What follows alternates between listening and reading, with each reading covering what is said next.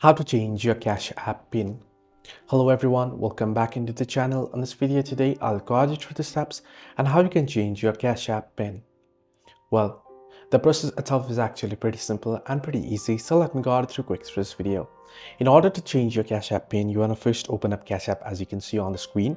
Here you want to tap on the profile icon at the top right corner. Once you have tapped on the profile, you'll be on the profile. Under it, you can see the second option, that is privacy and security. You want to head into it.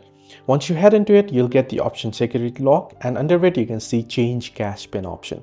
Tap on change cash pin and you want to enter in a new cash pin. Before it'll ask you to enter in your old cash pin and then enter in your new cash pin and you're good to go.